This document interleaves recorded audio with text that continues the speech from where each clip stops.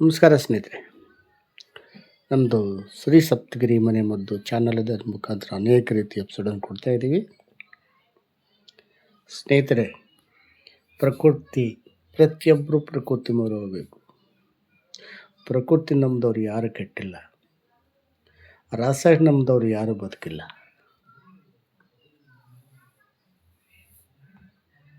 ಇರಬೇಕು ರಾಸಾಯನಿಕ. ಯಾವಾಗ ಕುತ್ತಿಗೆಗೆ ಬಂದಾಗ ರಾಸಾಯನಿಕ ಇರಬೇಕು. ಸುಮ್ಮನೆ ರಾಸಾಯನಿಕ ಅಂದರೆ ಸಕ್ಕರೆ. ಪ್ರತಿನಿತ್ಯ ಸಕ್ಕರೆ ಸೇವನೆ ಮಾಡ್ತಾ ಬಂದರೆ ಟ್ಯಾಬ್ಲೆಟ್ ಸೇವನೆ ಮಾಡಿ. ಟ್ಯಾಬ್ಲೆಟ್ ಒಂದೇ, ಸಕ್ಕರೆನೂ ಒಂದೇ. ಸಕ್ಕರೆನ ಅವಾಯ್ಡ್ ಮಾಡಿ, ಬೆಲ್ಲ ಸೇವಿಸಿ. ಅದು ಕರಿ ಬೆಲ್ಲ ಸೇವಿಸಿ. ಆಯಸ್ಸು ಜಾಸ್ತಿ ಆಗುತ್ತೆ, ಆಯಸ್ಸು ವೃದ್ಧಿ ಆಗುತ್ತೆ. ಅದು ಬಿಟ್ಟು ಪ್ರತಿಯೊಂದಕ್ಕೂ ಸಕ್ಕರೆ. ಇನ್ನು ಟ್ಯಾಬ್ಲೆಟ್ ತಿನ್ನೋದು ಒಂದೇ, ಸಕ್ಕರೆ ತಿನ್ನೋದು ಒಂದೇ. ಸ್ನೇಹಿತರೆ, ನಮ್ಮ ಪ್ರಕೃತಿಯಲ್ಲಿ ಸಿಕ್ಕುವಂತಹ ಅನೇಕ ತರಕಾರಿಗಳಿಂದ ನಮ್ಮ ಕಾಯಿಲೆಗಳು ವಾಸಿ ಮಾಡ್ಕೋಬೋದು. ಇದು ಮೊನ್ನೆ ಒಂದು ಎಪಿಸೋಡಲ್ಲಿ ಕೊಟ್ಟಿದ್ದೀನಿ. BP ದಿವ್ಯ ಔಷಧಿದು. ಆ BP ಕೋಪ ಜಾಸ್ತಿ ಬಂದಾಗ ನಿಮಗೆ ಅದನ್ನು ಅವಾಯ್ಡ್ ಮಾಡ್ಕೊಳ್ಳೋಕ್ಕೆ ಟೆಸ್ಟ್ ಮಾಡಿಸಿ ನೋಡಿ. ಇನ್ನೊಂದು ಹೇಳಿದ್ದೀನಿ,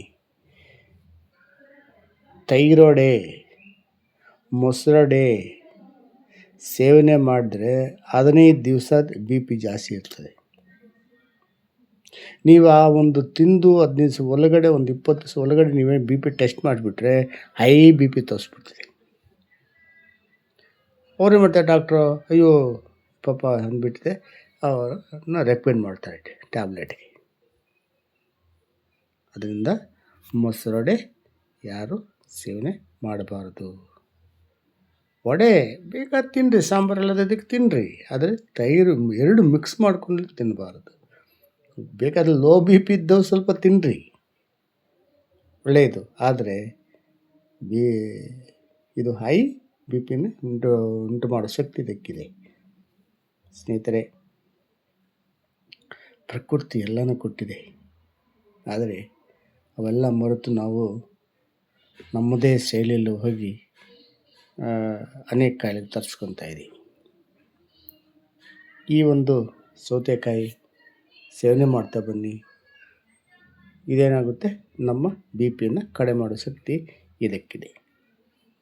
ಇದರಲ್ಲೂ ಆರ್ಗಾನಿಕ್ ಬೆಳೆಸಿದ್ರೆ ಭಾರಿ ಒಳ್ಳೆಯದು.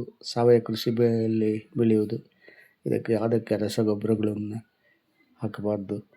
ಹಾಕಿದರೆ ಮತ್ತೆ ರಾಸಾಯನಿಕ ನಾವು ಸೇವನೆ ಮಾಡ್ದಂಗೆ ಆಗುತ್ತೆ. ನಮಸ್ಕಾರ. ಇದನ್ನು ನೋಡಿ ಲೈಕ್ ಮಾಡಿ, ಶೇರ್ ಮಾಡಿ, ಸಬ್ಸ್ಕ್ರೈಬ್ ಮಾಡಿ. ಎಲ್ರಿಗೂ ಮುಟ್ಟಲಿ, ಪ್ರತಿಯೊಬ್ಬರು ನೋಡಿ. ನಮಸ್ಕಾರ ಸ್ನೇಹಿತರೆ.